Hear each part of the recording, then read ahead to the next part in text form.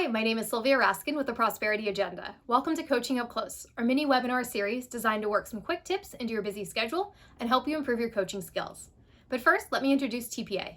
We are working to end persistent poverty, changing the way we think about, build programs for, and coach families under financial stress.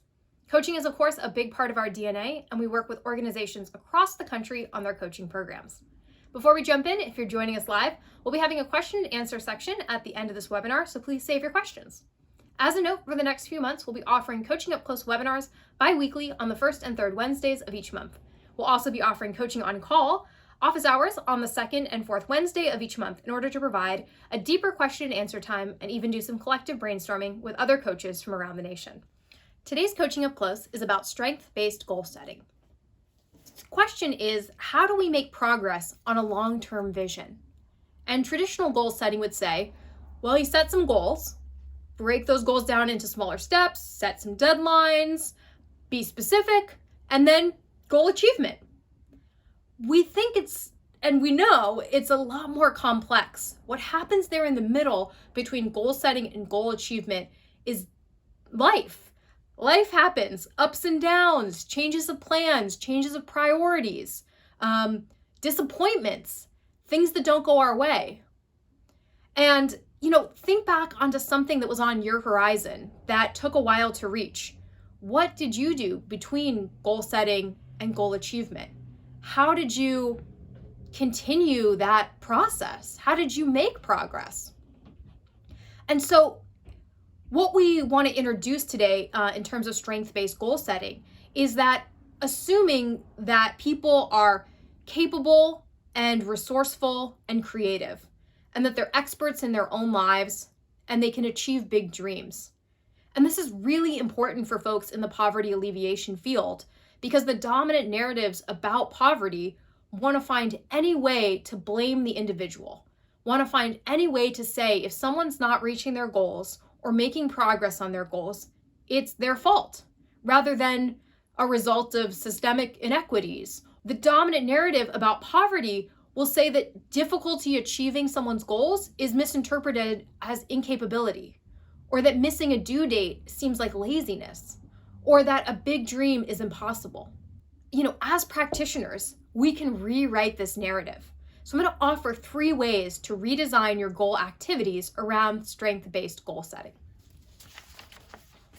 The first is to assume that people have goals and get into the purpose behind someone's goals. The folks we talked to in a workforce development program named multiple financial and inspirational goals. The most frequent that people mentioned were employment, independence, family, savings, and housing. So you can ask questions to really dig into the purpose and the meaning behind those goals. So you might say, what do you feel like you deserve in your life? When you look back at the end of your life, what kind of life did you have? What kind of person were you? And when we do this, when we do kind of this deeper work around purpose, it unlocks people's intrinsic motivation. That's the motivation that comes within us that says, I'm going to keep going even when things are difficult. And a lot of times people lose interest or it doesn't become a repeatable process when goals are tied to external motivators, what we're told we should do rather than what we deeply desire. We heard this from research in a savings match program, that it seemed like people sometimes save for the match and it doesn't kind of go beyond that. We haven't taken the time to connect it to why that's important to us. What can we do with our savings? What does that unlock for us? What does that mean for our family? What does that mean for our employment goals to save a little bit of money? And that's the kind of process that someone can continue to take into their lives and apply it to many other goals. It's really important to avoid, I know a lot of times when we have database systems, when we have requirements in our different jobs that ask for a goal that aren't really asking about the purpose, they're just kind of asking the goal to ask. And a lot of times the practitioners that you're evaluated based on the participant's ability to achieve or not achieve that goal. And it's what we see happening in some circumstances is that people shrink what we think is attainable for participants. And we say that some goals don't seem realistic. And that really, that kind of breaks my heart because it really puts limitations on people's dreams. It says, based on our assumptions and biases, what some people can achieve and what we don't think they can achieve. When really there's this gap and lack of clarity in our goal setting and goal practice systems. So let me address this. Setting goals is important, but it's not the full scope. Most of the time, people just set the goals, they kind of file them away in the file cabinet, file them away in the database without checking back in on them. And checking back in on those goals is really, really important. So having a system is vital to making long-term progress. And what we want to do as practitioners, we can offer space and strategies to improve people's goal systems. So just like assuming that people have goals, we want to assume that people also have systems. Because most everyone does have a system. A system is writing a checklist. A system is Post-it notes. A system is keeping a mental checklist. Those are all systems for goal progress. And the question is that an effective system for that person? Does it help them track their progress? Does it help them celebrate their wins? Does it tell them how far they've come on their goal work? So the system is really the space between goal setting and goal achievement. And that's where we spend the most time. Goal setting is pretty quick. Goal achievement is momentary or fleeting. So we really, most of our time when we're working on goals is on this system, is in this middle. And so based on research with people in workforce development programs, we've designed something we call GPS, Goal Progress System. The core element is a focus on goal practices, small activities that help us make progress. And James Clear in the book Atomic Habits, he calls them 1% improvements. So if someone's goal is to learn more about the restaurant industry in which they work and become an entrepreneur, what are 1% improvements they can make along the way that would help them get to that goal? So some participants told us they were going to go to bed 10 minutes earlier. They were going to turn off the TV at 10 p.m. They were going to ask a coworker for help. They were going to follow someone they admire on Instagram. Those are all goal practices that you can take on a daily or weekly basis. And by brainstorming goal practices and keeping them on a list, during the day or week, you choose one or more of those goal practices to do. And participants have the autonomy to choose the practices that work for them based on, the flow of their life during that week. So we replace this traditional goal setting static timeline of action steps and due dates with these real-time adjustments and iterative planning. Goal practices, by having this big list, it gives you more options to reach your goals. So for example, if someone wanted to go to a webinar on their industry of focus, but that webinar is not scheduled for 2 weeks, they choose a different goal practice during these weeks to work on while they kind of wait for that webinar to happen. The third tip to create a strength-based goal setting system is to focus on practice rather than accountability. So we want to replace this idea of achievement with goal practice. Every time someone is practicing, they're making progress.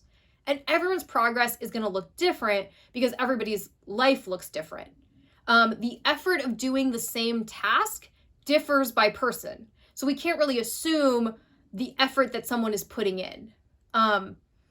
So for example, someone has a goal of savings and they want to, one of the things might be getting a bank account. Another piece along that step is going to get a driver's license or getting some identification. And one person told us that she was suffering from really severe social anxiety. And so the effort it took her to leave her house and go to the DMV to get her driver's license was really huge for her.